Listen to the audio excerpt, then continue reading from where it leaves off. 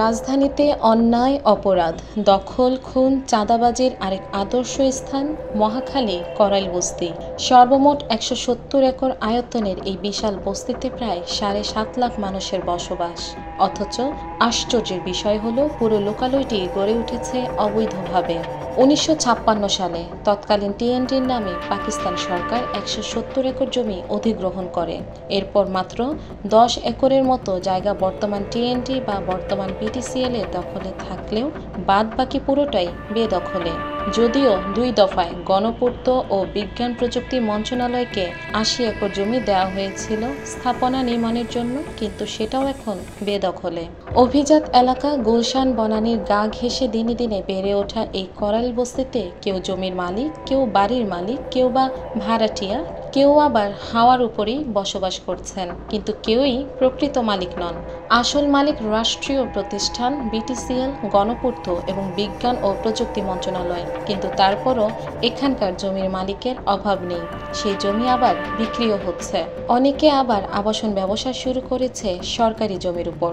না, অনেকে আছে ভাড়া দেয়, আর অনেকে আছে ভাড়া দেয় না। এখানে ভাড়া চাইলে আইসা রিক্সা চালায়, যেরকম তারা তো বেশি টাকায় যাইতে পারে না ভাড়া, সেই ক্ষেত্রে আমরা অল্প টাকায় এখানে ভাড়া দিই।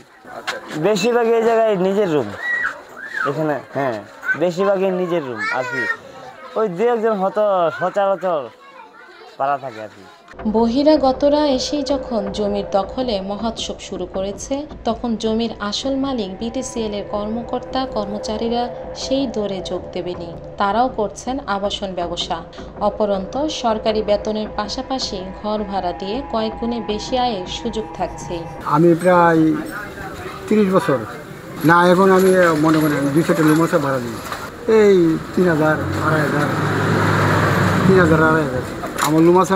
পিছনে এই বাড়ির পিছনে ৭টা রুম, আর কিছু আমার কাম লাগে, ৩-৪টা আমারও লাগে। না না, দলিল নাই। অবসরপ্রাপ্ত কর্মচারীরাও বাড়িওয়ালা হয়ে প্রতি মাসে ভাড়া তুলে নিয়ে যায়। মাত্র ১ থেকে ১.৫ লাখ টাকা খরচ করেই বাইরের লোকজনও রাজধানীতে নিশ্চিত বসবাসের জমির পজিশন কিনতে পারে। স্থায়ী স্থাপনা প্রায় ১০ একর জমি বাদে পুরো ৮০ একর জুড়ে এই টিএনটি কলোনির নামে ওপেন সিক্রেট জমি বেহাত। দেশ বিপুল পরিমাণে রাজস্ব বঞ্চিত হলেও এখানকার অধিবাসীদের মধ্যে অপর্যাপ্ত বেতনের জন্যই নাকি এই বাড়ি ভাড়ার ব্যবসা। না, বনানী চেয়ারম্যান বাড়ির পাশে বস্তিতে এইটাই, এই যে গোটাউন বস্তি হিসাবে উপকারে হয়।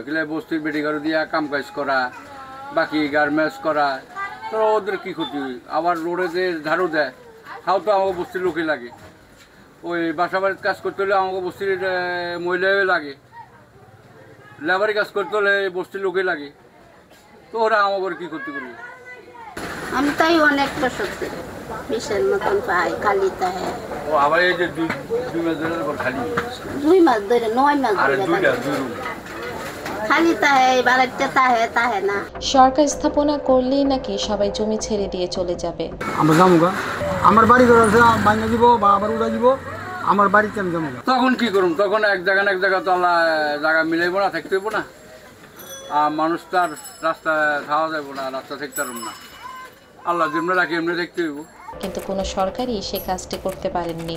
সরকারি জমিতে অবৈধ ব্যবসাপত্র চালিয়ে যাচ্ছে প্রভাবশালী চক্র। করাইল বস্তিতে বিটিসিএল এ বৈধ অবৈধ কলোনি এলাকা বাদ দিলে যতটুকু আছে তার পুরোটিতেই যারা বসবাস করেন তাদের অধিকাংশই নিতান্তই গরিব ও ছিন্নমূল মানুষ, যাতে থাকার কোনো জায়গা নেই।